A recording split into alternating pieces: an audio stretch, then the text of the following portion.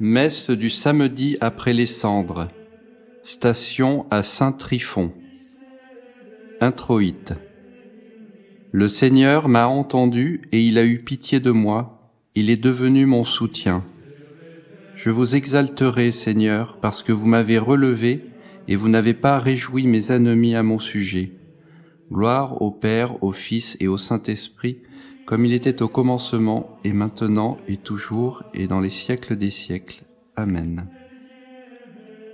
Collecte.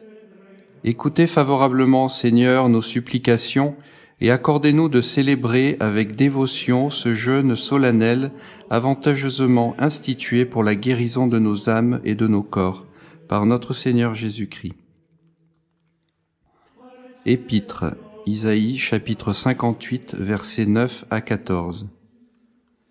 Voici ce que dit le Seigneur Dieu.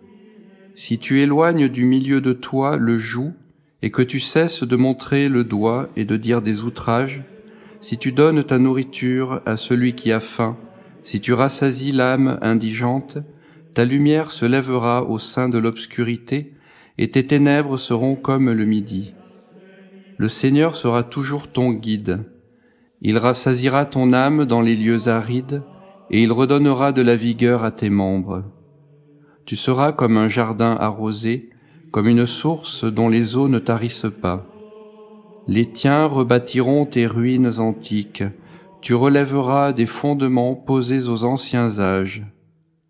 On t'appellera réparateur des brèches, celui qui restaure les chemins, qui rend le pays habitable. Si tu retiens ton pied de la violation du sabbat en t'occupant de tes affaires en mon saint jour, si tu appelles le sabbat tes délices et honorable ce qui est saint au Seigneur, et que tu l'honores en ne suivant point tes voies, en ne te livrant pas à tes penchants et à tes vains discours, alors tu jouiras de délices dans le Seigneur, et je te ferai monter sur les hauteurs du pays, je te ferai jouir de l'héritage de Jacob, ton père, car la bouche du Seigneur a parlé. Graduel. J'ai demandé au Seigneur une seule chose et je la désire ardemment, c'est d'habiter dans la maison du Seigneur, pour jouir des délices du Seigneur et vivre à l'abri de son temple. Évangile selon saint Marc, chapitre 6, versets 47 à 56.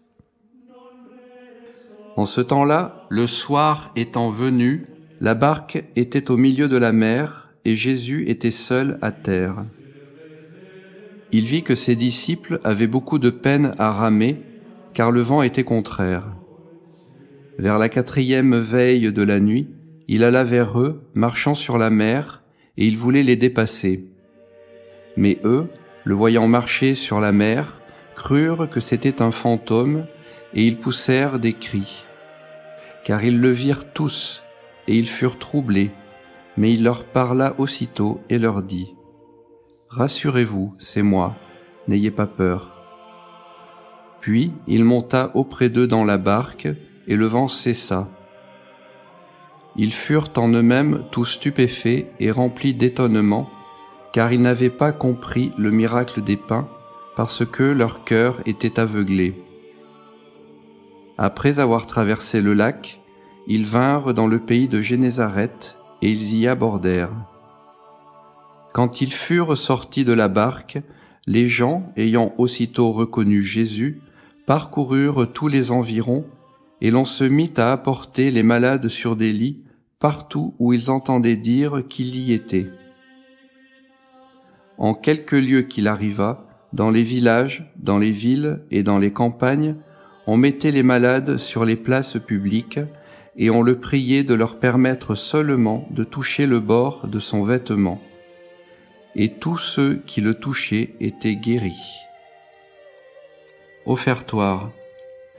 Seigneur, vivifiez-moi selon votre parole, afin que je connaisse vos commandements. Secrète.